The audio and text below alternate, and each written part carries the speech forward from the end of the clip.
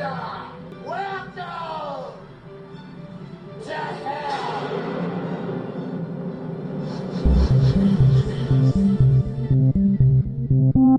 What's your favorite scary movie? Welcome to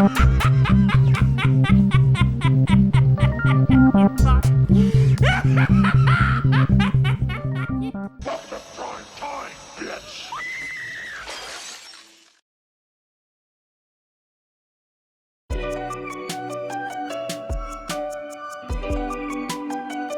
Alright, what up you guys? It's your boy Walterdoom back for another episode of Let's Talk About Horror, the horror podcast where we talk about any and everything relating to the genre. And as you can see, I got two lovely ladies here with me today as my co-host for the show today. Do you mind introducing yourselves? It's Dimi Horror here for a third episode, I believe. This is our third collaboration. Yeah. Yep. Back at it. As always.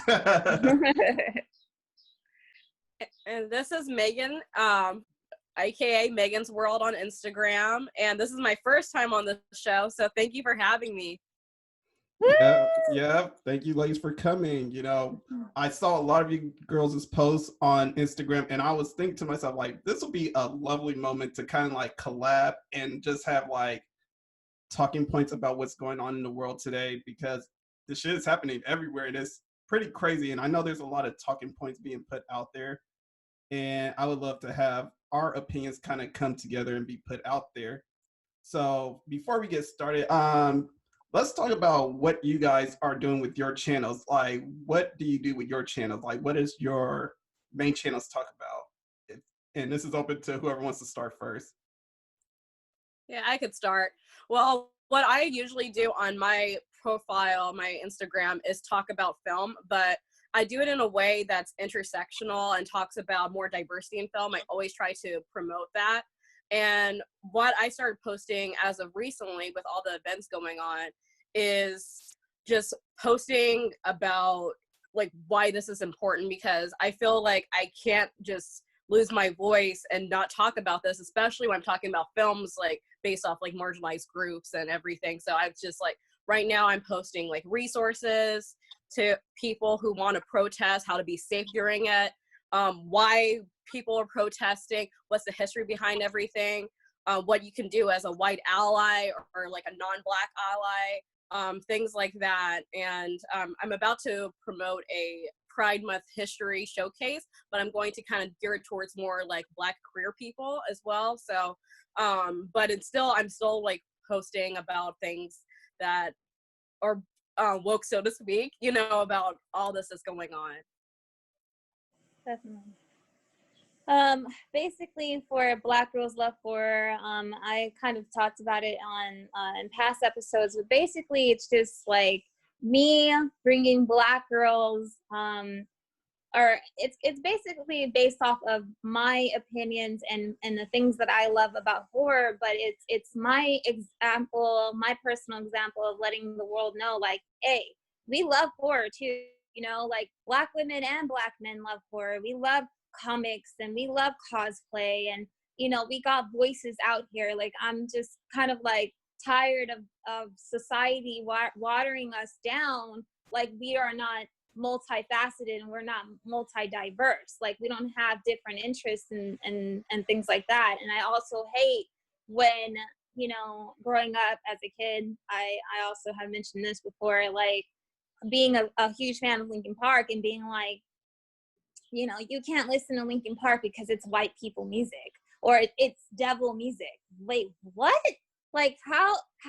Like, please explain, because like Linkin Park music, a lot of Linkin Park music is motivational. Like a lot of it is like trying to go against like, you know, negative things like suicide and self-harm and things like that, and also addressing the hurts that, you know, you go through growing up in this world and things like that. So I'm like, huh? Like I don't understand that, you know. So my platform really is just to get Black women and Black men's voice, Black society's voice out there, just to let people know, like, yo, we're here. We like other things too. You know, we love horror. We love all of that cultural, you know, nerdiness and things like that. And so that's what I like to do with Black Girls Love Horror.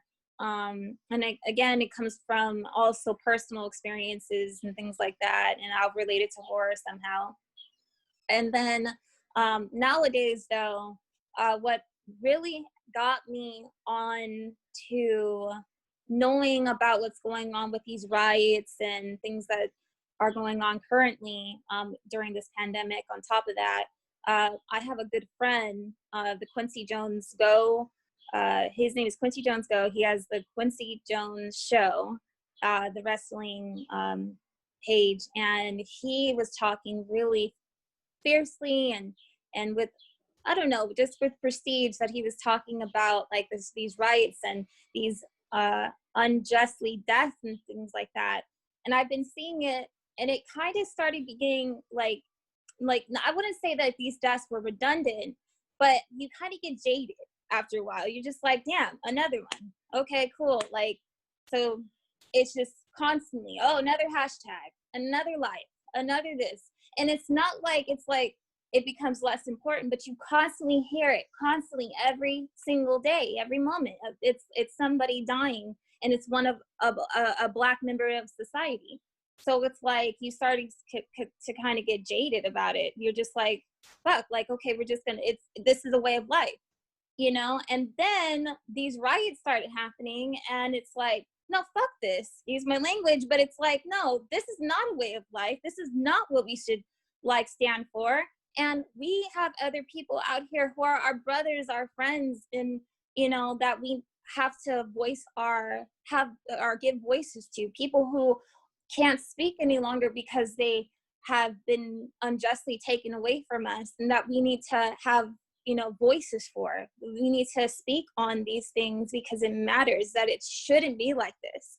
And the fact that our ancestors have fought for it not to be like this, and it's still like this, is mind-boggling. So it's like, no, fuck this. Like, we need to really do something about it, and we are doing it through riots and peaceful protesting. But, you know, we'll get more into that. But yeah. That's what I'm talking about. It reminds me of when we did our first collaboration. We kind of predicted a couple of things. Man, we did. Which was like almost like conspiracy level type shit, you know? Serious. I believe I kind of left the part about this whole purging thing out of the first collab, because I was like, okay, I don't want to get struck down too much. Right. Right. But I mean, speaking of, since it is actually happening, I don't know, what are your thoughts about this recent events? I mean, Megan, I want to hear your thoughts first, because I know Dimi kind of expressed some of her opinions. I want to hear your opinions right now. Yeah, I feel like, so when everything's kind of started, I just felt like my heart just dropped, because like I was going back to work after quarantine. I was like, okay, let's get this started. And then I hear all this news on social media, and like it's everywhere. And like, honestly, I felt like really depressed last week just thinking about everything, because like Dimi said, like it is just like this, I don't know, as being Black folks ourselves and being a Black woman too, like there's just so much we go through. And like I experienced like some of her experiences too, you know, liking like Lincoln Park and things like that, other like white things and stuff. And that's kind of what influences my blog too. But with that being said, and also living in a predominantly white community, growing up in Oregon and things like that, I've experienced racism so much in different forms. So it's just like when all this is coming to surface, and it's like another Black life, and like it's just like it's so overwhelming. And it's just so crazy how so many racist attacks have happened in the span of only like 3 months, like alone. But then at the same time, it's years, like decades of this stuff happening, centuries really of things happening, and it's just all coming to a boil at this point. So like I'm numb about it. Well, like numb being like I'm just so overwhelmed, but at the same time, we need to keep talking about this, because if we stay silent, it's not going to do anything. Yeah, you are right. We do need to have more talking points. We need to have more conversations about what's going on. I mean, I gotta say one thing about the dude Ahmaud Arbery. I kind of felt his death a little bit because I actually go out on walks and run sometimes. I mean, I've been Yes. doing it a little bit more. I did it a little bit more last year, but not this year because of the whole Rona situation. But yeah, like I go out walking and running too, and I have headphones on. I'm not thinking about like someone flagging me down or seeing me running about and saying like, "Well, what is he doing here?" But after hearing about what happened to him, I had to think to myself like, "Damn, how many times have I been out and someone saw me just like walking about or just running, and they just thought to themselves like, what is this hoodlum doing?" Like Yeah. Mhm. it's a lot of things that needs to be changed. Yes. I would say like maybe the riots are sadly probably the first way of going about it. I mean, because we've done peaceful protesting for many years. I mean, even Colin Kaepernick was doing Yes. peaceful protesting. And what did he get? He got people scrutinizing everything that he was doing. He got pretty much forced out the NFL. But I mean, in my opinion, I mean, even though he was bad in football anyway, I mean, the man still needed his fair chance. Yes. Yeah. But they blackballed him. They talked bad about him and made him seem like an enemy, and just everything he was doing was wrong. And it's like, no, he's bringing awareness to what's going on in society right now. Now, maybe there was maybe a bit of what's the word I want to use? A motive to it or an agenda, but at the same time, he's bringing awareness to everyone out there because it is out there. I mean, it's no way you could avoid it. But speaking on this event, I mean, do you think this is our version of the Purge finally? that me and Dimi was talking about. I know in the movie, the film series The Purge, usually a story about what seemed in the first movie was a story about racism, a divide between like black people and white people. They had the black character who was being hunted down by these white people. And what this white family was doing was kind of protecting this black man from getting killed by these white purgers. And of course, well, gladly the black guy survived in the end, and he ended up being like a prominent character throughout the series. Right. But throughout the rest of the series, we see more of a divide. In like the second movie, you see more of like the Purge is more about the divide of the upper class versus the middle and lower class, and then it kind of gets blurred by like the third and fourth movies. So my thing is, with the riots that are happening right now, is this the version of the Purge with where it's more of a race war or a war on class? I personally feel like it's a little bit of both, but mostly about race. Well, I think it's about the fight against racism. I posted something on my Instagram story about it. It's not black versus white or anything. It's like everyone versus racist. So I think it starts out like that, but there are some folks that are taking it about class and about white privilege and kind of knocking down that.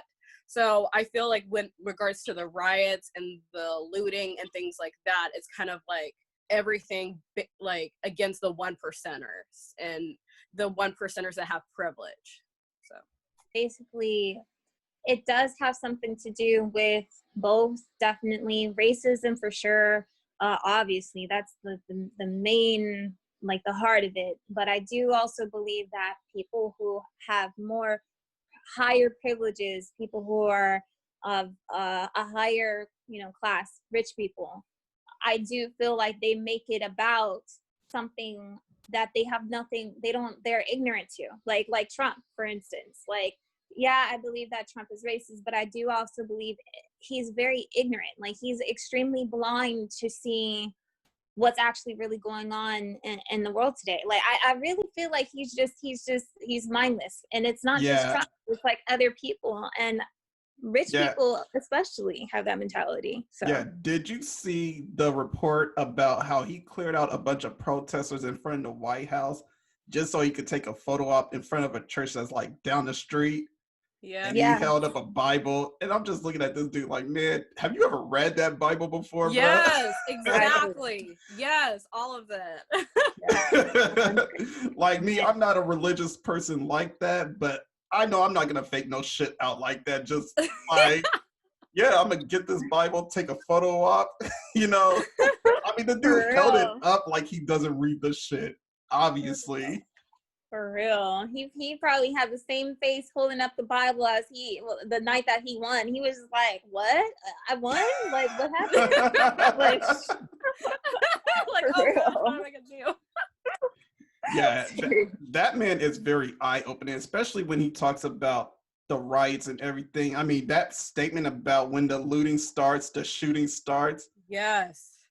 that Yeah. was very eye-opening, and it really spoke about like what this man really represents. Because anything that comes about this whole situation hasn't been anything positive. It's just been negative throughout the whole time. Yep. And he just sits there and calls everybody thug. Well, basically, he's calling us thugs. Mhm. You Right. know, he's like, these thugs, you need to control them. And he's not afraid of martial law. I mean, At all. Me and Diamond, we're both from California, and our governor is not afraid to incur martial law into our state, you know. Right. I don't know That's- how Oregon is. I don't know what your governor is threatening. So my governor is like, she's mostly focused on social distancing at this point. Like, honestly, she is. And she's mentioned some things on her social media, like, oh, we're trying to like make everyone safe and things, but it's kind of like, I feel like, honestly, she's kind of ignoring the fact that this is happening. And with some places there are like curfews, like I think there's a 5 o'clock curfew in the Salem, Oregon area. And I think, I forget around Portland what the curfew is, but there's a lot of, so it's like some things are starting to, you know, it's not as extreme, but at the same time, like, I feel like my governor is not really talking much about it at all. And it's unfortunate.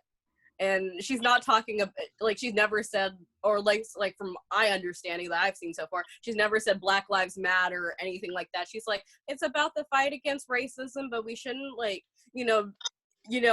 speak peacefully and all that other stuff. So I'm just like, okay, you're starting to show your true colors, possibly. You know? Right. Right. Yeah. I mean, even though I feel like maybe she doesn't have too much of a responsibility to sit there and say like Black Lives Matter, this and the other, she should at least acknowledge the issue and acknowledge the problem at hand instead of completely ignoring it as if she doesn't care at all. Yeah. Mhm. Because when you act like that, I mean, that just tells the people you don't give a shit. Mhm. Yeah. Yeah, I just feel like, like literally President Obama, like, I'm sorry, I'm gonna call that man President Obama until the day I die. Like, that's just what it is. But like President Obama, right? He talked yesterday. I saw some article about him just like, you guys have the power to kind of make this not as violent as it is and bring it back down to just continue peaceful protest and just kind of make you guys' own like rules, like try to like stick to them and but of course just do it peacefully in the best way that you can. It was on the loose lines of that, but of course he still said it more eloquently and more put together. But he just like listening to that and seeing that, and we got the freaking free leader, or the leader of the free world right now, Trump, telling people to basically die or get shot out here in these streets. Like they don't even, they're not worth a damn. It's just like, this is why we have this problem in the first place, because you've been telling people, not just him, but we've been going along with this program of y'all are not worth a damn. Like, and the fact that, like I said, Barack Obama came out of nowhere and he's not even our president officially anymore. Like, it's just like, for him to say something like to the people and talk to us like, it's okay what you're doing, I get it, I understand, and just continue to be peaceful about it. Like I love that. That shows me that he really gives a shit about us. He cares about us. But we got this crazy one in the White House right now talking about he don't care, because he don't care about nobody. He don't care about anybody but himself. He don't care about his wife. That's why his wife despises him and is like, oh hell no, Yeah. somebody SOS, get me out of here, but he don't care. He just does not care. So yeah. I mean, he clearly hasn't cared for a while. And I don't know if any of you two seen like the Netflix documentary about how he rose to power. It's a very interesting documentary, by the way. I'm not trying to, I guess, praise this man for anything, but I'm sitting here acknowledging what he has done, like as far as like, even though this man says he's successful, he's not really as successful as he says he is. Mm-hmm. Basically he's just been moving in directions to where he can actually stay rich, and the only people he really speaks to are people of business and people of wealth, Right. So to me, going back to this whole idea of whether we're in a race war or a class war, I don't know. Sometimes I felt at first I was like, okay, this seems like almost like a race where we're all fighting against like racial prejudice right now. That's what the protests are about. But then watching the lootings on television, and I'm seeing like different races looting. I mean, honestly, like some of those people I saw weren't majority Black at first.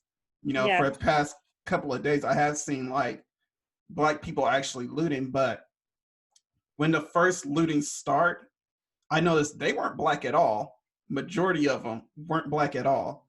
So it made me think like, okay, and the place that they were looting from were major corporations like Target, Nordstrom's, Adidas, Champions, and it made me think like, okay, well, they're not looting in the hood, which is good. I'm fine with that. Right, same. We're safe. for now. Yeah. Right. For now, I don't know how this is gonna go down in the next couple of days, but Right. one thing I can say, I was like, okay, at least they're not looting and burning down in their own neighborhoods, because that is counterproductive, which I've always said, like anything you do in your own neighborhood, whether it's like selling drugs, gang banging, and trying to keep your people down, that's counterproductive, because how you expect your neighborhood to rise and actually catch up and, beat out these people who are in a position of power and wealth, and they're trying to keep us marginalized. We have to build ourselves up. So to see them actually going out to places like Fairfax District, Santa Monica, West Hollywood, I'm just sitting there like, okay, that's, I don't agree with your rights, but I agree with this kind of, and it just made me think like, okay, we did start off with a bit of race, but now it's turning into kind of like a clash of race and class, because we're usually, I guess, considered the less classy, race and what have you. But I myself, I don't know. I don't know how you two feel about the riots within itself. If you want to kind of interject your opinion, you can right now. Honestly, when it comes to the rioting and whatnot, to the fact it was looting, I personally disagree with it. But in a way, I kind of understand, to play devil's advocate, I kind of understand what some folks are wanting to do with that, but I feel like that distracts so much from the issue at hand and the issue that started, the protests in general, the peaceful protests, which is racism and police brutality. And I feel like some folks are like using that as like using the looting as a red herring against the overall picture of to fight against racism. And that's what I disagree with. It's kind of like the whole, so to speak, bad apples that like ruin the whole bunch type of thing. So I feel like yeah, there should be, and for the most part, a lot of peaceful protests are being ruined because Mhm. because of these looters. So it's just kind of like, okay, and I posted something on my story like a couple days ago, maybe even yesterday. I've been posting so much, but saying like, for white protesters who want to protest, like create a barricade to protect Black protesters. Yeah. Like honestly, like sacrifice yourself for that, because it's like, yeah, it could be white looters, but Black people are going to be arrested for it. Yep. So, Yep. And mhm. at the end of the day, also like, and I'm thinking to myself, the first time when I saw all the looting happen, I was thinking like, okay, I see a majority of like non-Black people in this whole looting situation. But at the end of the day, all these business owners are going to think is, well, these people came from like the Black Lives Matter protests. Mm-hmm. So they're the ones looting us. And yeah, it's just going to be guilty by association. I know Yeah. supposedly they're saying this terrorist group Antifa is supposed to be involved, but I don't know how much of that is actually real. I mean, I feel like it's just a bunch of people, and actually, sad enough, it's a bunch of kids also, like in their early 20s, Mm-hmm. late to early teens, that are just out there looting and putting themselves in a situation that could be really dangerous for them. I mean, I see like Mm-hmm. kids that are like that look as old as 12 on Sunday looting Yes. the Ross store in not LA but in Long Beach. And all I could think to myself was like, man, this would be tragic if like anything were to happen to these kids, and I don't want to Yeah. see anything happen to them. I know one of the kids that were in the video not protesting but looting, they looked like they got into an altercation with somebody off camera, and me personally, I didn't want to see anything happen to the kid, you know. Like, yeah, like there's so many levels to this, right? Because I sit there and I try not to overthink it, and because it just drains me and it can just drive you insane. But I do feel like there's like a million agendas going on right now, because first of all, let's just start with the virus, right? The virus came out of nowhere, literally nowhere. Now it's here, and then now everybody's sick. There's a lot of people that are sick, or people who don't even know that they're sick. Then this thing happened, the rioting, not this thing, but this big movement that is happening, that is historic movement that is happening, happened and pretty much started because somebody died. Another Black life that matters died because of police, basically because of police brutality, because officer killing somebody with basically asphyxiating them to death with putting their knee on their neck, right? That's basically what a lot of this uproar kind of like started from. I'm not saying that that's like completely, but I think that's the cherry popped on that one, right? And people are pissed off because of that. But I also feel like, you know, Walt and I've talked about kind of light conspiracy stuff, and I can't help but to think that some part of this is like a setup, because I feel like it's more another way of possibly getting other lives like killed, like other lives to be gone somehow, because it's either the virus is going to eventually get you, which can be fatal, right? It's not always fatal, but it can be fatal. There's a lot of people not wearing gloves and masks and things like that, not social distancing. So how the hell can you social distance in a protest, in a riot, Mm-hmm. right? You know, so there's that. There is you know, people also being killed by white supremacists, or people who are racist and looking for people to kill. Young people, they don't care if you're not them, they're gonna kill you, right? So there's that too. There was a guy out there who had a bow and arrow who was shooting at protesters. It was just like, what?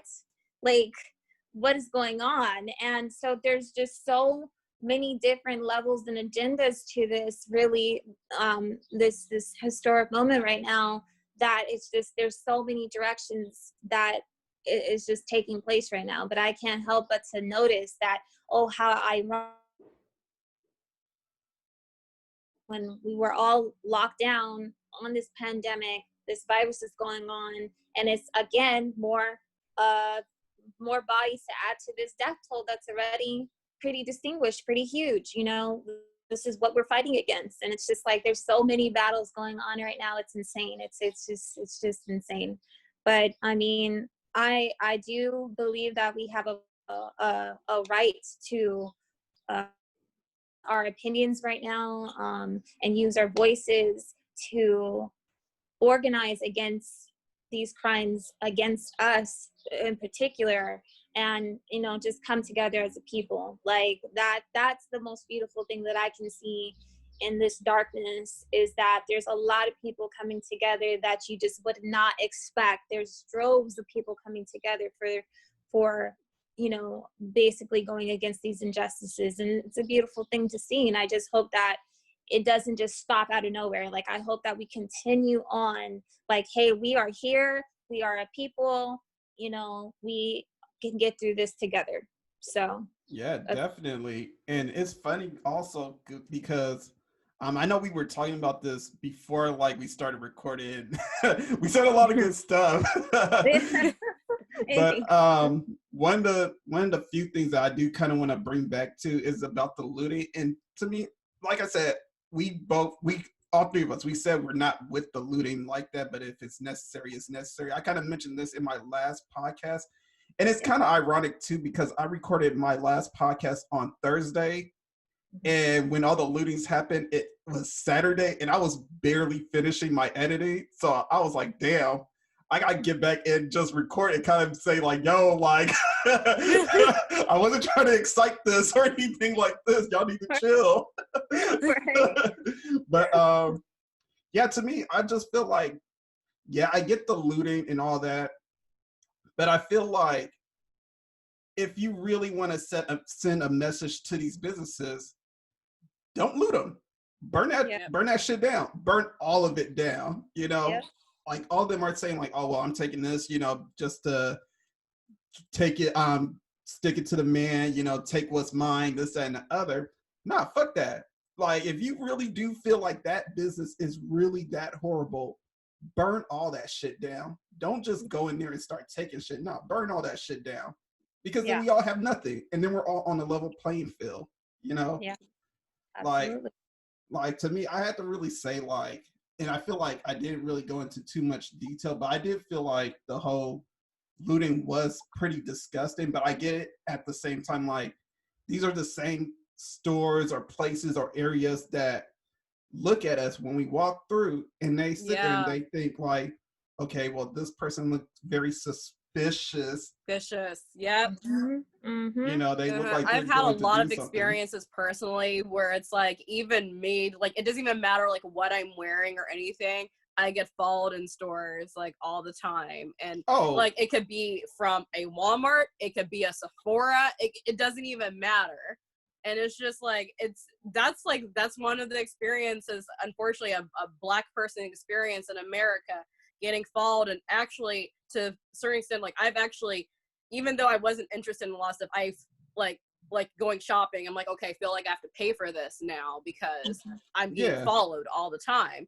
So I understand like exactly like what you're saying about a lot of this stuff. And I'm kind of going a little bit off subject too, but a lot of companies now are kind of showing their true colors by not posting anything, or even like, we're not really saying anything, but do anything to help with the movement. They don't donate. And companies are starting to come out and donate. So I'm like, okay, yes, okay, I'm going to back them up. But like today, I like slammed Dolls Kill because they were talking about like the owner was saying like, oh yeah, like agreeing with like shooting protesters and stuff like that. And I'm like, okay, they are canceled. And then like other stuff came out about them. I'm like, okay, completely canceled now. So it's just like stuff like that. You have to be really careful about the businesses that you support too. And now with all this going on, it's starting to come to light. Like, okay, well, a lot of those businesses, not to cut you off, but a lot of those businesses, they support Trump. Like, honestly speaking, like if they're not saying anything, that's because they support him. They're not going to come out and say that, but they actually do, because they're the same ones who are in that meeting room for big businesses talking about how they can scratch each other's backs and make each other feel good and keep their wealth where it's at. Mm-hmm. So I have a story too about my own discrimination. I remember when I was buying my laptop and I was in the Apple store, I was majoring in graphic design. I was starting my first year at a university. So I'm at the Grove, and Dimi knows where the Grove is at. That's pretty much in the Fairfax Yeah, area.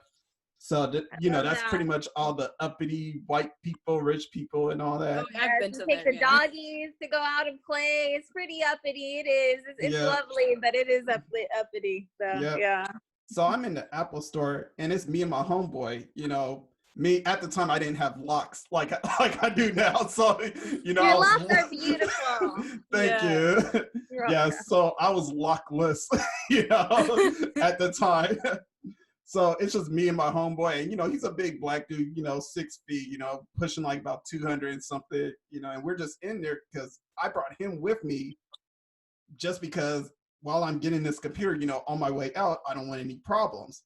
Mhm. So, I have him with me. We're rolling together. We go to this Apple store in the Grove. I'm talking to this guy, Caucasian guy. And I'm telling him like, hey, I'm trying to get a computer for school, this and the other. So the guy, he's talking to me, but he's not trying to make a sell with me. Hmm. And I think he thought I was just in there to look at a computer, but I was in there to buy a computer.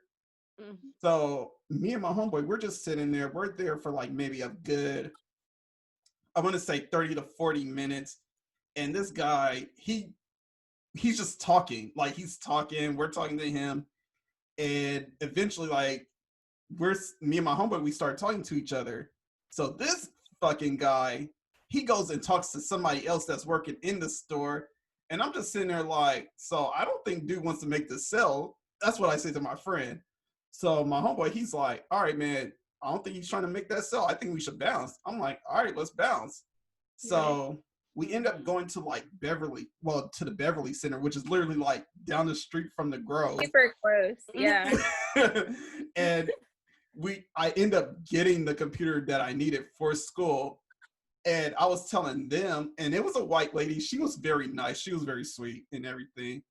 I was telling her, like, yeah, I went to the Grove, to the Apple store in the Grove, and the guy didn't want to make a sell with me. She was taken back. She was like, what? Mhm. So she was kind of shocked that happened to me. But I was like, I couldn't figure it out at the time. But then it came to me like maybe, I want to say like hours later. I was like, this guy didn't think I was going to buy anything. He just saw me as a black person walking up in there and was just like, yeah, you don't got the money for this. You just in here looking or trying to steal. And that's Mhm. about it. That's so crazy. Like I cannot understand why people are like that. It's like, you got to be like, okay, so my grandpa told me when I, was younger and even into adult life, like basically he was like, you got to be the best at whatever you decide to be, like in your life. You got to be the best dad. Like, and I feel like, yo, at the end of the day, if I'm working at the Mac store or whatever, it doesn't matter what you come in. You can come in and I mean, just like literally like just tattered clothes or whatever and haven't showered in days. Like at the end of the day, you come in there, I'm going to try to give you the best service that I can. Now I may be like, damn, you stink, but I'm still going to help you, like, Yeah. so, because it's like, you just don't know where anybody's coming from, where anybody's background is. You just don't know. And it's like, don't be superficial, but Yep. it's like, treat people like they are human beings though, like, because Mhm. that is a life, and that they are worth it, so yeah. Yeah, that was probably like one situation I could really think about where I wasn't treated as a person, and it really didn't dawn to me at the time, just being there. I was just like, okay, this guy's being a dickhead. He doesn't want to sell this computer to me. I don't know what his problem is. And then it just dawned on to me later after like getting my computer from the other store. I'm like, oh, that guy was probably just like, oh, he's black. He doesn't want to buy anything, or he's young and black. He don't got no money, this, that, and the other. And I'm just like, oh man, people are something else. They are. People are They like are. kind of going. I have a story to tell too. So like, because I mentioned Sephora before, but one time I went to a Sephora, and this was I was visiting one of my friends in Tacoma, Washington, and Tacoma is kind of a predominantly Black area, but like where the Tacoma Mall is, like I think there's like I heard it was kind of like a lot of crime and stuff that goes on around there. But I like go into a Sephora store because like I just love Sephora, and I was just dressed really nice, everything cool. I think I had like one of like a backpack purse, but it, you know, it was stylish and everything, and backpack purses are like awesome. But when I go into the store, I like go to the Savage X, or not Savage X Fenty, but the Fenty section. And of course, because it's like my shade, the only shade that's in the store that actually fits me. And then I get all these people, like all these employees, like looking at me the entire time. And I see like this one employee just like standing in the other aisle and almost kind of barricading it. And I'm just like, what? So like I go up to them and I'm like, oh yeah, can you help me find something? You know, whatever. And I end up spending like, I think like $60 at that store because I'm just like, I'm buying what I need to buy. Don't think I'm trying to steal stuff. Like, Right, exactly. like Don't, it's ridiculous. that sucks. Like, it's like, damn, like just because I'm Black, like I automatically am like I'm assumed that I'm gonna be like stealing. Like that's just like that's so shady and shitty. And it's like, again, going back to that, like my life matters. Like I am not this stigma that you guys like to put in society. Like that's just that's not who we are, you know, as Black society, as Black members of society. We are not a less than.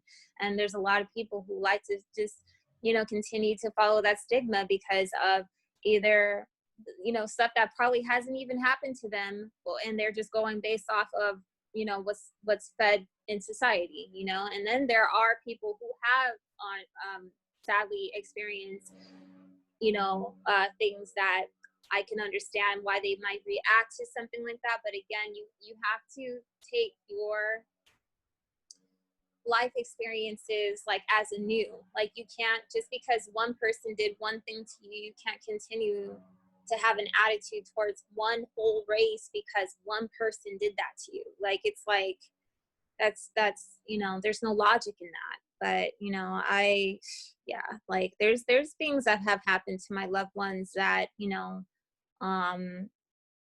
that I just don't appreciate, that because they are Black, like you're gonna treat them a certain way or look down at them. It's like, for what? Like, what is this for? Like this is not necessary. Like this is just crazy. But I guess like the one story that comes to mind that I could add to that is when I was dating my ex at the time, we went to a sushi bar in Chino Hills, and I felt like the guy who was working at the sushi bar like was looking down at who was my boyfriend at the time. And I just kind of felt disrespected because like anybody who's around me, any like you guys, like, you know, we were to hang out and stuff like that, or even from afar, like if you are with me, you are with me, and I'm down for you, like 100%. My loyalty is above and beyond. That's just who I've been all my life. And my boyfriend at the time, like he would even say like, once I'm down, I'm down. And I just kind of felt, like I said, like disrespected. Like, don't look at my significant other or somebody that I care about or treat them in some type of discriminatory like way, because I'm going to look at you sideways and I will address it, because I'm just not I'm just not one of these people that's just going to be on camera like, oh, you're treating, oh hell no, like I'm about to say something, address it, and you're going to apologize after this, because damn that, you know, because that's just that's who I am, you know. And I can't stand when people I see injustices going on and people are just like, you know, recording things. I'm like, dude, do something about it. I'm definitely that person. Like we both probably gonna get got or taken to jail or something, God forbid. Like, cause I'm not about to just stand there and allow it to happen. It's not gonna happen on my watch. Like I don't know how the whole situation with a couple of these people, but especially the one that happened recently, with George Floyd. I don't understand how somebody was just like, I'm glad that they were filming, but I'm sure there was a couple of other people who were filming. Why didn't you guys roll up and help this guy? Because I am not allowing that to happen. Like, why is your knee on somebody's neck? Like, they're like some, like, you know, and I hate to compare it to like an animal because I love animals, and it's like I respect animals, but it's like you're treating them like they are less than, and it's just like this is ridiculous. Like I wouldn't be able to, like, I'm probably finna get got too, because like you're not gonna put your neck on that man's neck. It ain't gonna happen. So that's just what. To kind of add on to that, because I have another story where like another prejudice happened to me, and this is while I was in college. So I'm with my ex-girlfriend at the time. She's white, and we go to this restaurant, really nice restaurant too. Well, sort of nice, you know. It's like a step getting to like the really nice restaurants, but but still a nice restaurant. I mean, the decor was nice, set up real nicely and everything. So we're together, we're just having dinner together and what have you. We get this waiter. I'm the one that's paying for dinner, by the way. Like, I'm just, you know, I'm there. I'm like, all right, we're out. I wanted to take you out, so I'm paying for dinner. So we're out.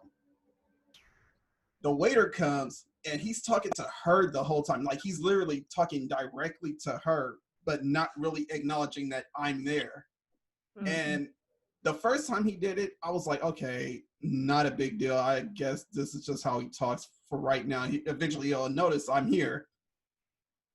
Like, throughout that whole night, after that first time, he kept doing it. And when he kept doing it, I told her, like, you know, I noticed that he's talking to you a lot. Like, he's mainly making sure that you're comfortable, making sure that you get this, you get that. And he's just talking to me like, whatever.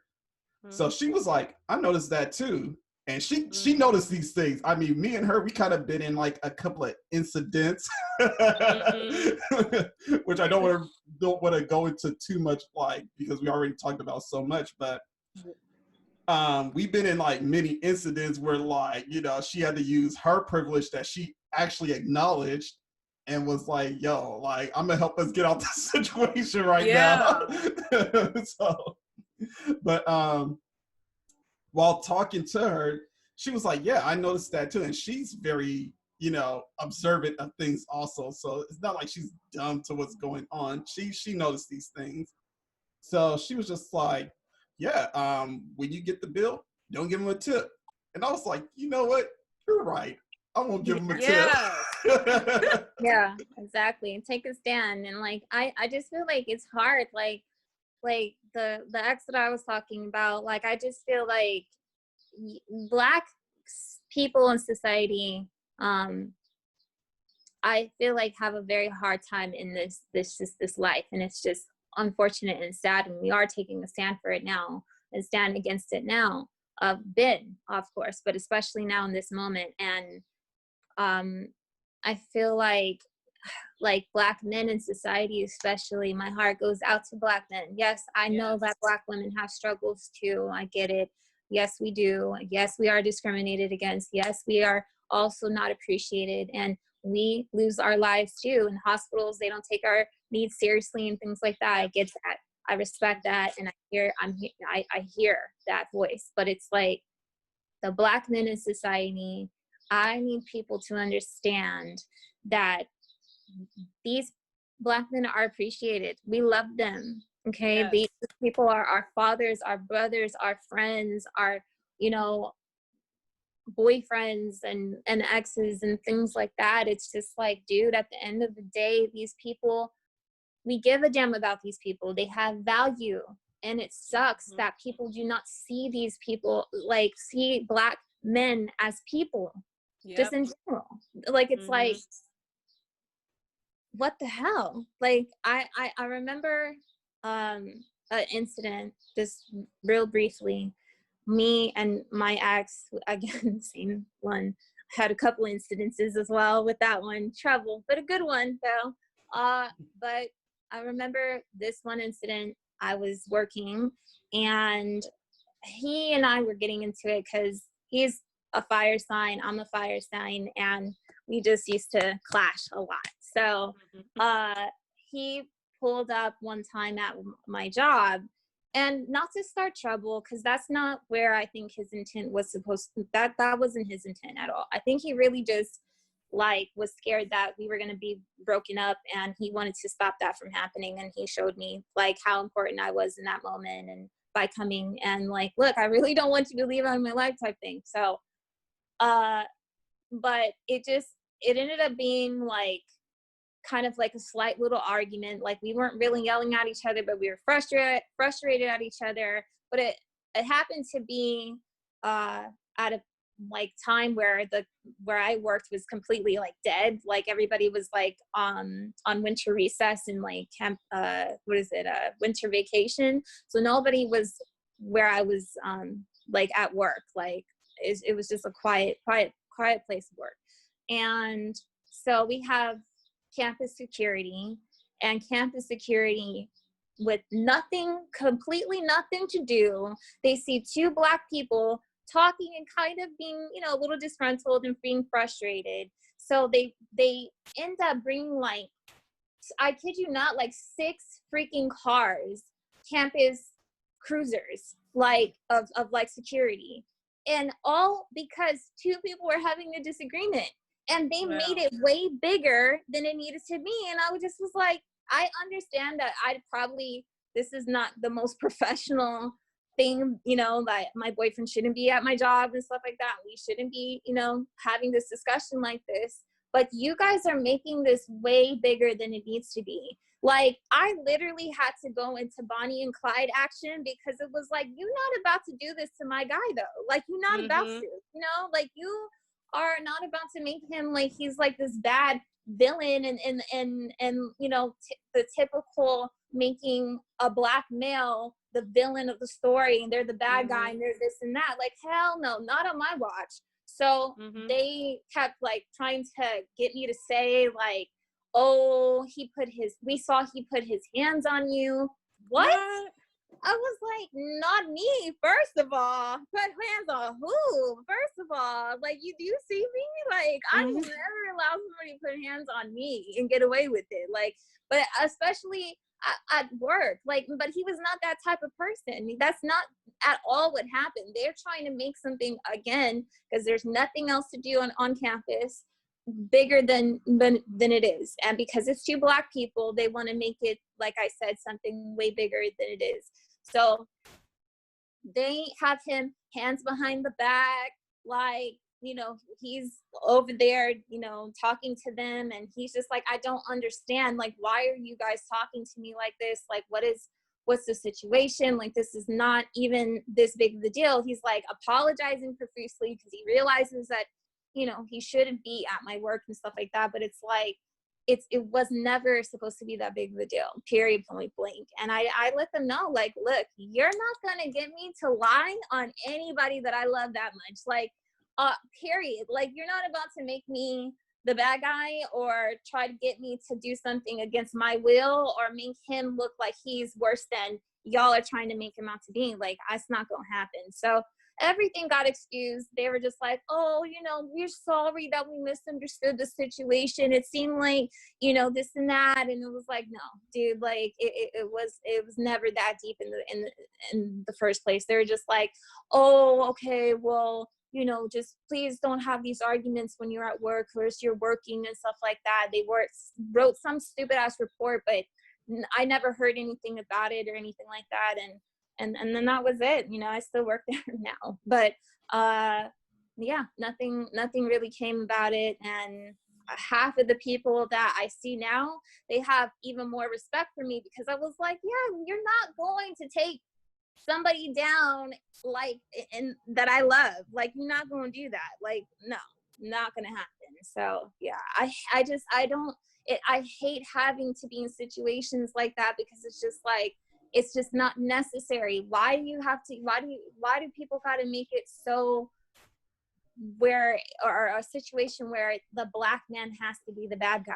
The Black man has to be the one that's fucking up and doing shit. And it's like, no, I'm sick and tired of this narrative. We need to change this narrative, because it's not a true narrative. Like, you guys are making it out to be that way, and it's not. It doesn't need to be like that. It doesn't need to be 6 cruises, campus cruisers on campus trying to figure the shit out. Like, this is insane. Y'all making it bigger than it used to be, but this is always happening in an everyday situation. There's cops always in a situation that, you know, has something to do with a Black man, and they're making him out to be worse than he actually is.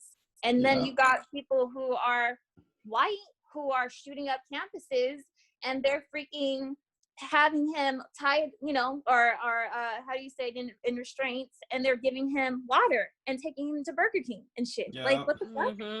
You know, so that makes no sense. It's just like, see, now bringing it back to like our topic of conversation, with so much tension based on race that's out there right now, how can media change those aspects, since we are like I guess content creators of like horror or like cinema, mainly cinema? How can media change those aspects? Like, how can they get involved? Because I feel sometimes there's a lot of, I want to say, propaganda put out there, or like a lot of roles that they portray Black people in that are just very negative sometimes, or like it's a role that fits them, you know, like the gangster or the drug dealer, you know, that are usually the villains of the movie.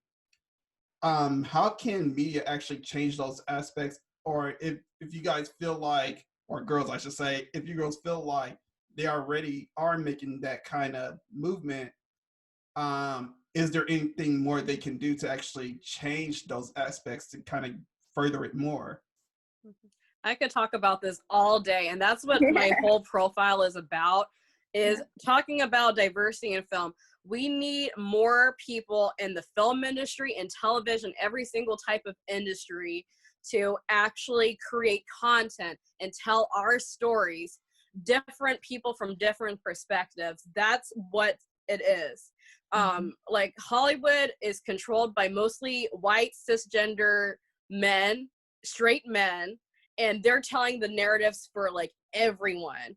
We need to, as Black creators, any type of creators, but mostly Black creators, to actually create content, produce our own content, and just keep pumping that out too. Because a lot of times big studios, they're gonna be like, oh, well, you can make this more urban, or you can make this more like da da da da, and like, no, like that's not the narrative. Like, I swear, like there needs to be a story about like the awkward Black girl, or like, you know, girls like Dimi and I. We don't see that, but like there needs to be something like that. And like, or just for an example, it's just like there needs to be just different stories across the board. And it's really a studio system that needs to be changed too, to open up the doors for people like us. But honestly, we need to create our own content from the jump. Like, that's it. And support indie content, because that's going to be an indie film if we just produce our own things. But yeah, just support Black directors,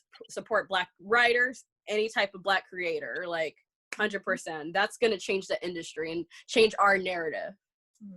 Yeah, I feel you on that, because I feel like when I was young, back in the 90s and early 2000s, mainly most of like the Black roles were mainly like comedy movies, you know, the character relief, and they just had like very minor roles or comedic roles and all that. And I do praise that, you know, me and Dimi both, we do praise people like Jordan Peele out there right now, kind of changing that narrative right now. You know, so I do hope to see more people like that are like Jordan, or just like anybody like Issa Rae, Gigi Soul Guerrero. You know, they all come out and just tell different stories about different lives, about different minorities. You know, a Black person doesn't have to be always in the hood, you know, being the thug, being the gangster or the drug dealer and all that. You know, I like when Lupe Fiasco, when he first came out in the music scene, I know he's not movies or anything, it's music, but when he first came out in the music scene, he was talking about skateboarding and just shit Yeah. that not every Black person that was rapping, you know, was rapping about. And Yeah. and to this day, I mean, I still listen to Lupe. I love Lupe Fiasco for all the things he does in music, you know, and some of the comments that he kind of puts out there in social media. I mean, I may disagree with some of the things he say, but you know, I do love his music, and he does bring out some valid points when he has something to say. You know, he's not Kanye or anything like that, who kind of, like, sadly to say, kind of lost, I don't know, lost touch with reality or lost touch with the culture, I feel like. Yeah. But Definitely. but I feel like we do need more stories like that.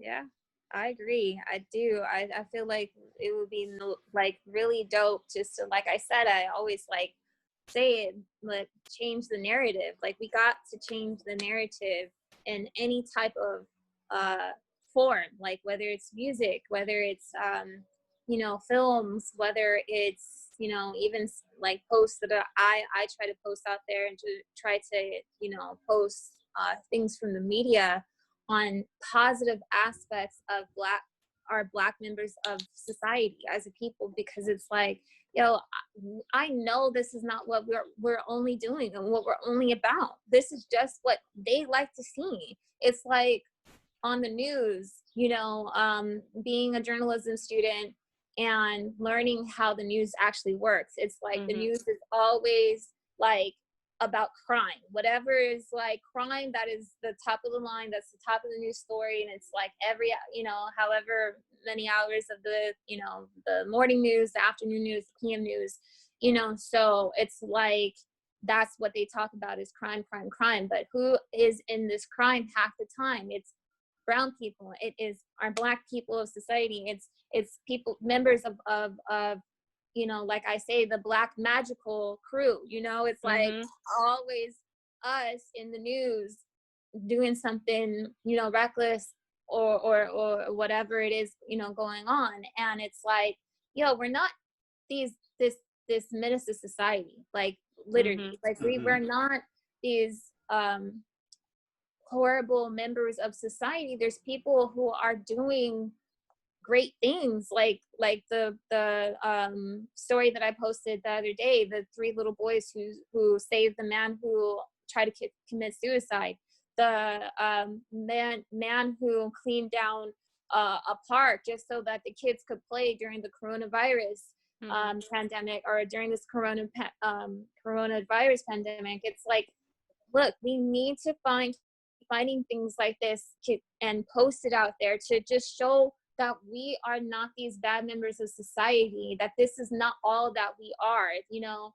Like I always say, you know, one of the things that I wanted to get people to see through Black Girls Love Horror too is, you know, we're not just only Beyonce fans. Like, yeah, we love Beyonce, all right? Like, yeah, who doesn't love Beyonce? Like, but at the end of the day, it's like, yo, we also like some other stuff too. We're not out here just booty shaking and twerking every 5 seconds, you know? Like, there are things, we have levels, we are human beings, and it's like we just have different stories that we have, you know, that we have to share to be able to like I said, just share and change the narrative. What's the movie that's coming out, guys, that it was on my first podcast. What is the movie called that's coming out? It's not Annabelle, it's Antebellum.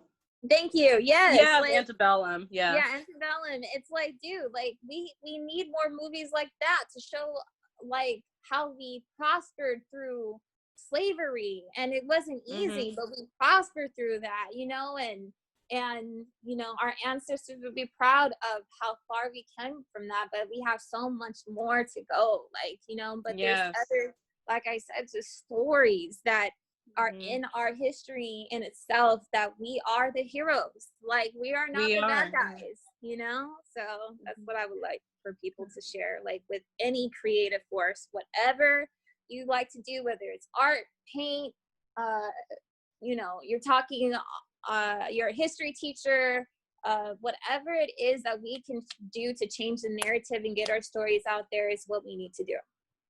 And also, I would like highly recommend for anyone to check out stories about Black figures and stuff, and there needs to be films made about these Black figures that have done like so much in history that were like essentially like whitewashed, like either their ideas was stolen or like no one talks about it. Like these stories need to be told from like a historical standpoint and like and beyond too, even currently, because like we have to change the narrative. And like honestly, like another thing too, and why I started getting to more like reviews on my page too, is because there needs to be more Black critics looking at Black content. I've noticed a lot of trends within like on Rotten Tomatoes and stuff like that, where it's like a lot of like quote unquote Black films or like predominantly Black films have gotten low Rotten Tomato scores, but have gotten actually high audience scores. Like, and one of the films was actually Poetic Justice. I think it only has like a 36%, but that's like such a staple in Black culture, and it's so good.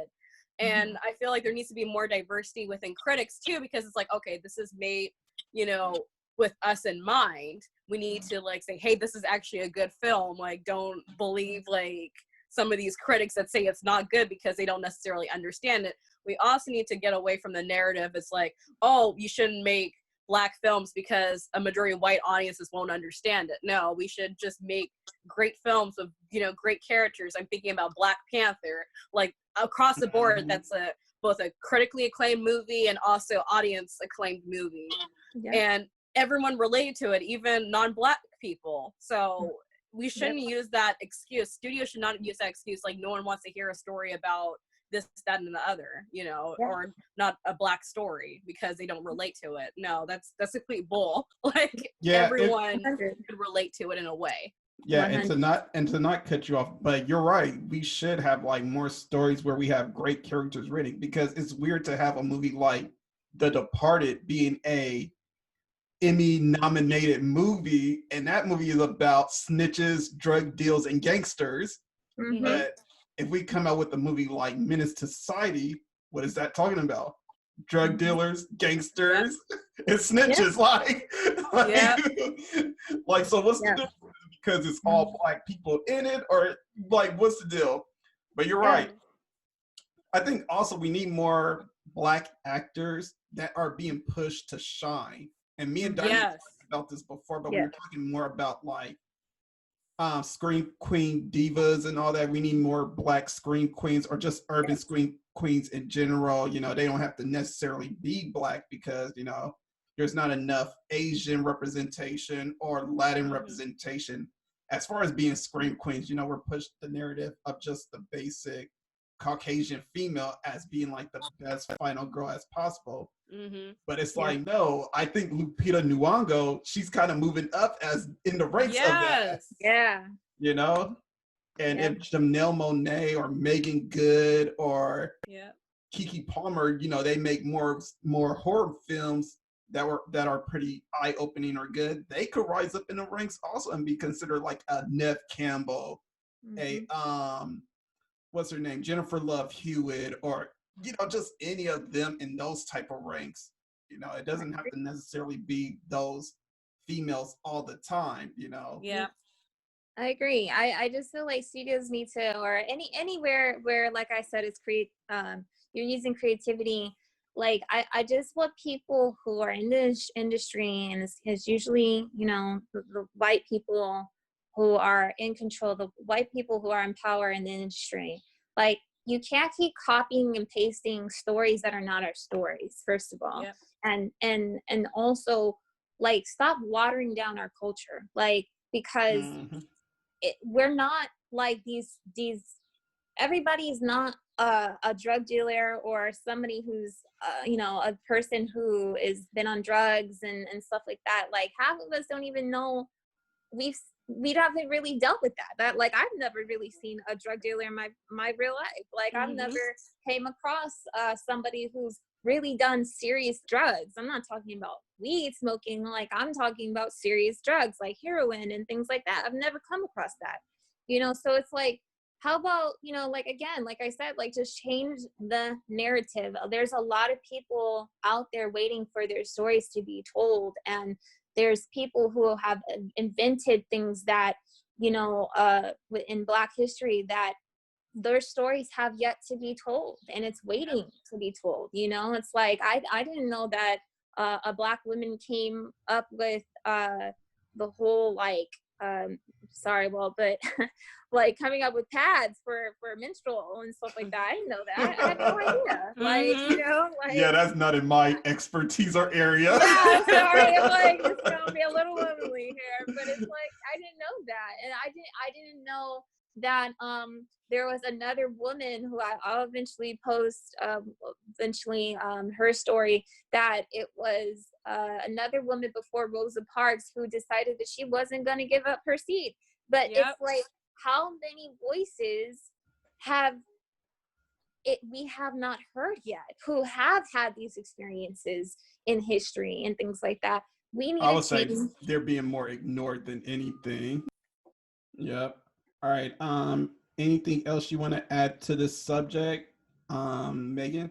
I just want to say, like, to the subject in general, everyone should talk about this. Our especially our non-Black allies. Like, you have the privilege of being who you are, so don't be afraid to speak up, because Black folks can't be the only ones talking about this, like, point blank period. This is not a Black issue. Like, it is, but like it's an issue about society, and it's not a myth that this is going on. So that's what I have to say to finish up everything. Yeah. All right, Dimi, do you have anything else you want to add? Yeah, just to, second what Megan was talking about, make my sis though. This, I feel like we're like the Black Avengers. I like that. We are. We got Walt in the house. We got Meg. Hey, I love this. I love this. This is awesome. Hey, we actually came together, like we said that we were going to before. We didn't know what we were going to be doing, but when we were on your live, Meg, we were talking about coming together on this. But that's cool that we came together on something like this, especially. But I love that, people are coming together, like I said, in this time of craziness. Like, there's so much going on, but there's so much also beauty in it, because there's, like I said, togetherness, and there is peaceful moments. There is moments of solidarity, and it's making us stronger, but it's also giving, like we said, when we're changing the narrative and we're giving people voices that need voices and things like that. Like, we need to continue doing that. Like, let's not stop. Like, this is not something that's just like a trend and it's here today and gone tomorrow. This is something that we got to continue on throughout the generations, so that we don't backtrack, because it's easy to backtrack and be stuck in the same stuff again, being racist and talking about social injustices and dealing with people. There's always going to be people that are racist, sadly, but it's like, if we could get more people on our side, on our team, like, it's just nice. Like, it's like, oh, hell no, we're not going to take this anymore. We're going to go against this, like, and we're getting, like I said, we're coming together as gay people. It's not just Black people coming together. It's like all different, diverse, cultures and backgrounds and races and ethnicities are coming together during this time, and we need that right now. So, like I said, I just hope that it continues to keep going on, and let's keep feeling the moment, and just let's make history with this, So that's what I have to add to that. Definitely. Yeah, definitely. And to add on to what you're saying about, like, all the races coming together, I mean, I'm amazed that all these people are actually coming together to march, because I remember the first time people were talking about Black Lives Matter, they did not like the slogan, and I already knew what they meant by Black Lives Matter. It starts with Black lives. Yeah. When you start caring about Black lives first, that's when you start caring about everyone else's life. That's because we are the most marginalized people, anywhere on this planet right now. Anywhere, point blank period, anywhere. Yep. Yeah. 100. Yeah. So, I mean, as long as people could when people start caring about our lives, that's when everybody's life is cared for. And that's really what the message was about, and you got those people out there who kind of, like, I guess, degraded by saying, like, well, all lives matter. It's like, motherfucker, we know all lives matter. What are you talking about? Like, Yeah, it's like if you say save the rainforests, you're not saying like fuck all other rain or other types of forests. Like Yeah. it's just like yeah. 100%. Like I agree with you all on that 100%. It's like, yeah, motherfucker, like, yeah, we know that. Like all lives matter, but you're missing the point. Like, if anybody comes out of this still saying all lives matter, like you just missed the whole conversation, the whole point. Like you might as well just skipped out on this moment of history right now because you're not understanding. Like, and Yeah. like I said, it's like going back to what you were saying about how Trump rose to power. Like all he was around is just successful people. If you don't surround yourself, like there's got to be a balance. You got to surround yourself with successful people. You got to surround yourself with people who are, you know, just human, all different walks of life. Because if you're just surrounded with just this one group of people, that's all you're going to be. That's all you're going to be represented of and represent as well. You know, and we got to be together as a community. But yeah, sorry, Walt, go ahead. Yeah. Oh, no, you hit the nail right on the head. Thanks. I mean, I had nothing else to really add. I mean, that's all I really wanted to add because it's like I hear it a lot. Well, sometimes from friends, and I hear it from like other people on like Twitter or social media and stuff like that. And I just sit there and I'm just thinking to myself, like, well, do you actually get the point of what we mean by Black Lives Matter? Because I just feel like they don't know the point. I mean, it's like, at least this time, I feel like in this march, we're not being looked as like caricatures or just people who are bitching and complaining a lot. Like everybody is actually, I guess, since they're home a lot, you know, and they're actually seeing what's going on. They're like, oh, hell no.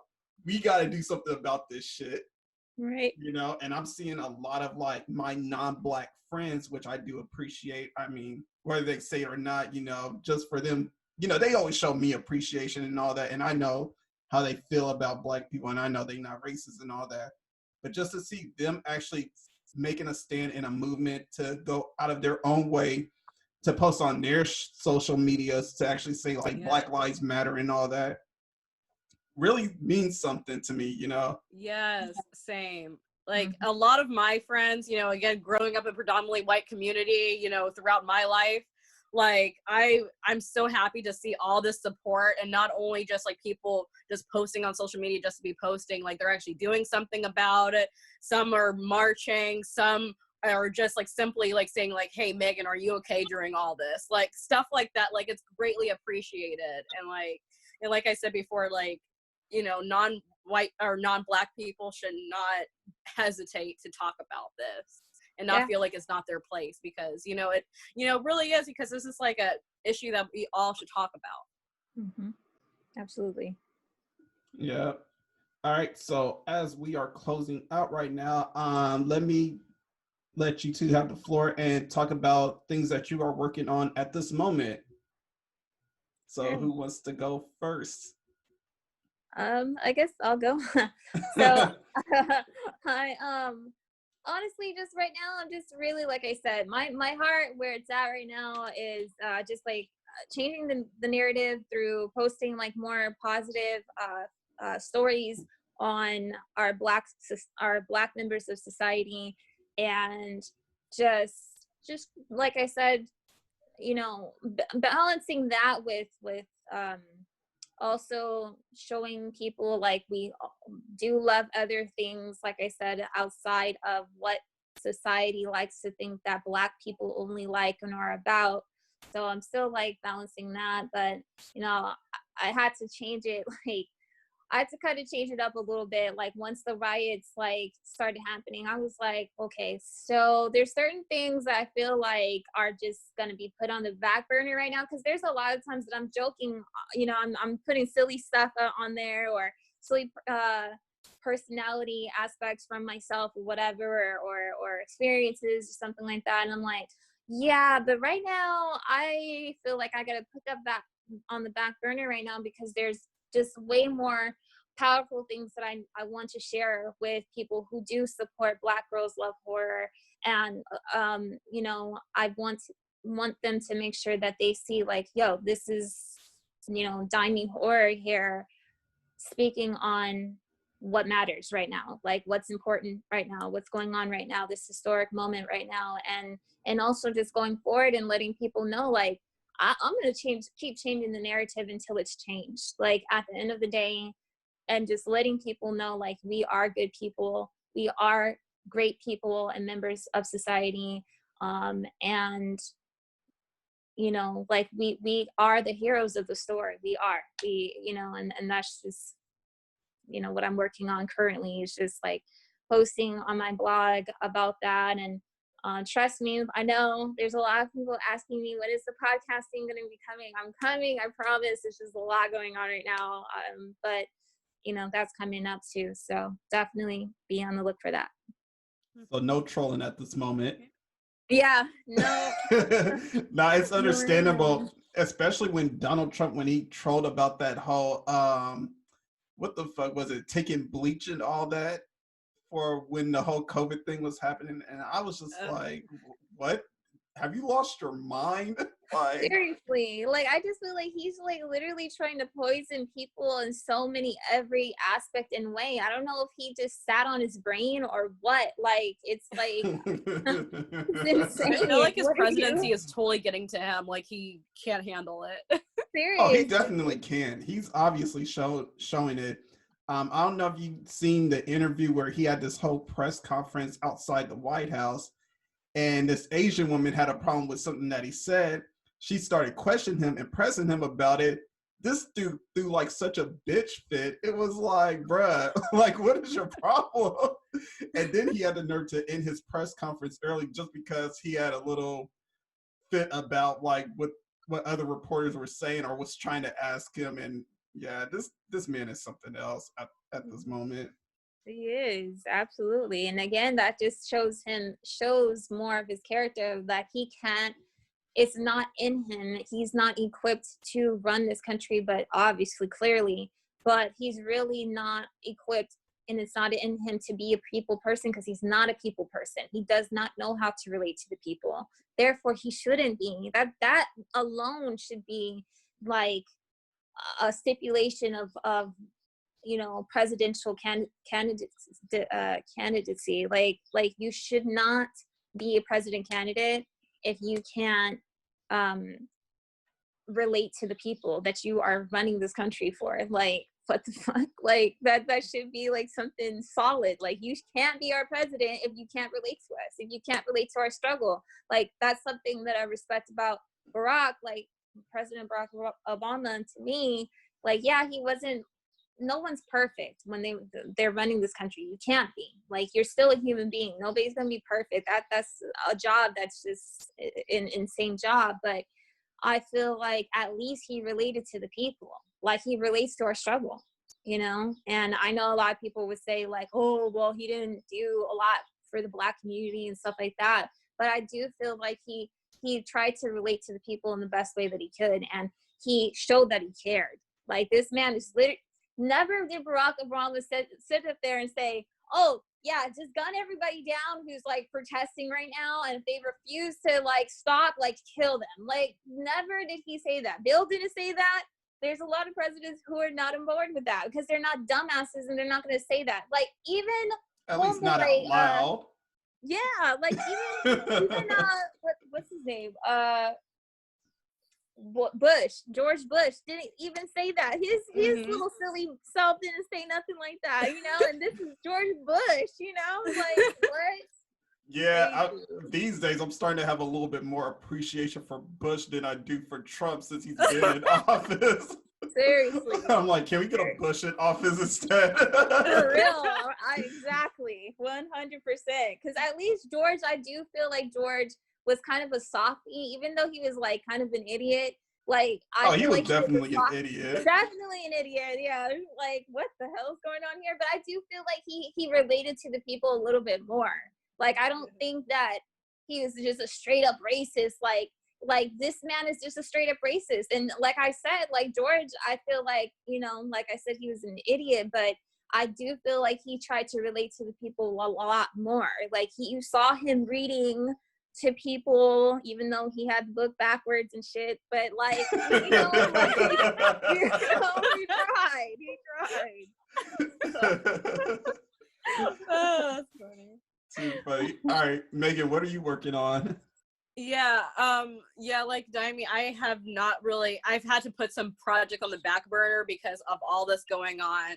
So I usually do a Pride Month showcase in June, and I was also going to start a cosplay page, but of course, like with all this, I don't feel like dressing up as cartoon characters and stuff. So Yeah. with that being said, I am still going to do my Pride Month showcase. However, it's going to have a new turn.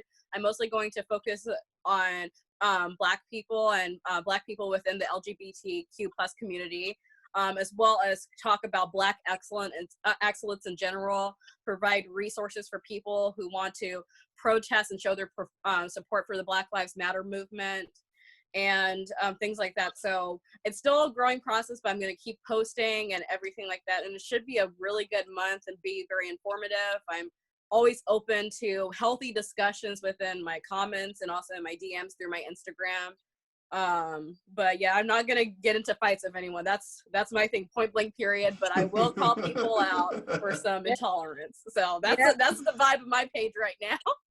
Yes. Got it. Funny thing, because I'm thinking about probably doing like some kind of Pride Month podcast, because I have a friend that's doing his own like YouTube channel, and I'm thinking of having him on the podcast to talk about like ways that maybe more gay, bi, transgender people could be put out there and maybe have a little bit more visibility in like the cinematography world and all that. I don't know if you'll be willing to join in if you... I'm totally down. Definitely. Okay, yeah. I'll try and work out the details. Nice. I'm trying to No get problem. this. Take your time. Yeah, I'm trying to get this out before this month really ends, you know. So it'll probably like sometime, I want to say hopefully the end of this month, but if it doesn't happen, I mean, it doesn't happen. But yeah, it's up in the air, but I am thinking about doing it because there's very few, I want to say LGBTQ horror movies that I've seen where like the cast are either they're playing a gay role or they are actually gay and they're the prominent role, and just different things like that. Dude, I'm down. I'm definitely down to be a part of that. Like at what does it say about the... I just started getting into like educating myself more on like the LGBTQ, and there's like, I know there's like other different like sections to it too, like because I learned about it in college, and they were like, oh, there's like more sections to it, and I was like, oh, okay. But I've been kind of more educating myself on that, and just like what do they call it, queens, like drag queens and stuff like that. And like these people, like I love their confidence, and like they're amazing. Like they are like, so I remember Meg, like you're cool with is it Flame? Oh yes, Flame Monroe. Yeah, Flame. Like, and I was like, dude, I remember it was like on Breakfast Club, and that's how I found out about her. And I was like, or she's like, I forgot her it's like her, she, him, all of it, or something like that. But there's like a motto that she has, or that this person has, and so I'm like, dude, like I keep trying to, like I said, educate myself more and more on it, because these people have such confidence that I'm just like, dude, I want some of that. Like I have confidence, but like I want that kind of confidence, like damn, like that's awesome. So I know a few gay people just like hanging around with like friends and all that. I have a friend that knows like a lot of gay people. He's not gay, but he has a girlfriend that knows a lot of gay people is what I'm trying to say. And just some of the confidence they have and just some of the stuff they talk about is interesting to me. I mean, I do find it like interesting that they have so much confidence and they just like believe in themselves so much. And I'm just sitting there like, damn, I wish I could be like that, just walk around with my cock out like they do, It's definitely really inspiring, and it's kind of full circle. Like the other day I posted about the start of the pride and like why, you know, people celebrate it. And it started out with like a Black trans woman, like honestly. So in a lot of the Black community, like well, not about Black community, but a lot of the LGBTQ community are people of color. So it really did start with that. And this culture is just like, hey, we're going to be who we are because that's how we are. And I find that's awesome. I feel like there is like duality. I mean, of course, it's not going to be the same because like gay people weren't slaves or anything like that. But, you know, with the whole movement, and I'm glad, you know,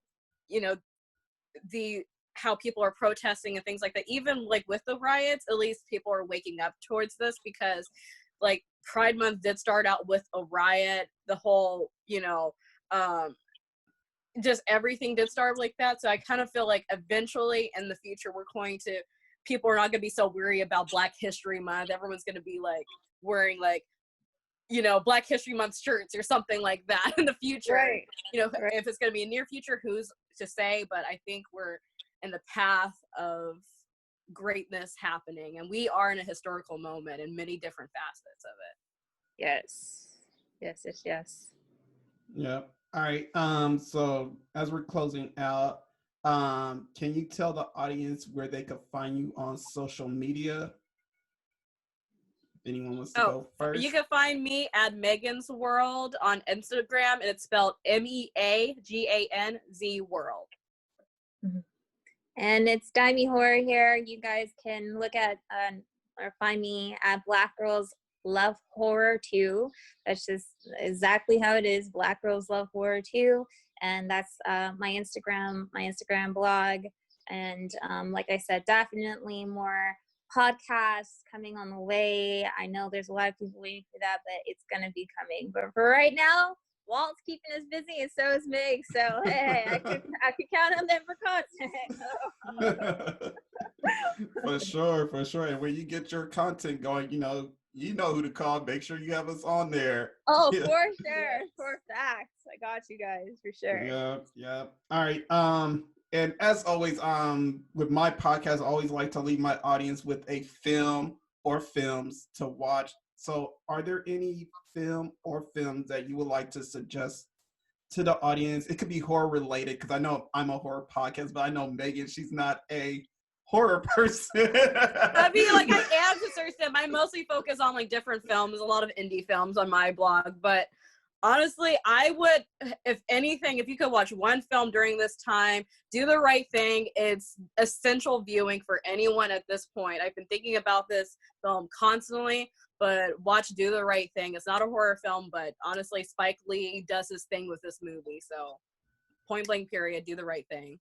But also in the horror genre, Get Out would be a good one too. Mm-hmm. Definitely.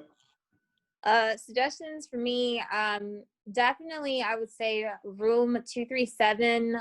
It's basically based off, it's like a little documentary on The Shining, based off of The Shining, the film by Stanley Kubrick.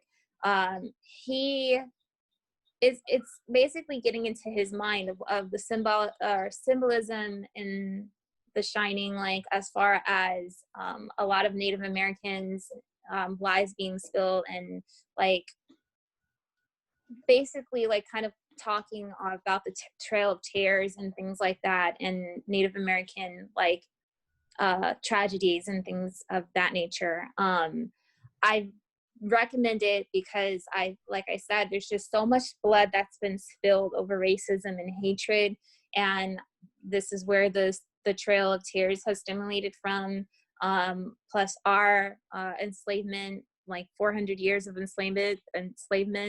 And so, I mean, there's just, like I said, so much blood. Even members of our society, like the LGBTQ, like so many members of the LGBT. Oh God, I can't say it now. It's okay. Yeah, it's like, so many members of just us as a people. There's so many people that have literally lost their lives just for being different, whether they're gay, lesbian, or Black, Japanese, being put in concentration camps. And people who are, like I said, Native American. You even have people right now who are Native American who are basically not even being taken care of, or health is not being sent their way to help them right now during this pandemic because no one's giving a shit, you know, to go and help them, you know. And it's like, don't forget about these people. Like, they live on their reservations, and I know that there's certain rules and stuff like that, but they want help too. Like, go and help them, whatever help that you can give them, like whether it's hot tea, whatever it is, help these people. Like, don't forget about our other people of, you know, of our community as a whole, as a people, you know. And it's like, because everybody has these tragedies, and it's like, yo, it all stimulates from hate and segregation and things like that, and we need to have a voice and go help and, you know, say no to these social injustices. And so that's why I recommend room 237. Sorry it's so lengthy, but yeah, that's what All right, that is good. All right, and for my audience, you know where to find me, Walterdoom on Instagram and Walterdoom1, because already someone took Walterdoom on Twitter. So yeah, I am always gonna forever harp on that one. But anyway, this has been another episode of Let's Talk About Horror. This is your boy Walterdoom signing out. This is America. Don't let them catch you slipping now. Peace. Hey. Yes.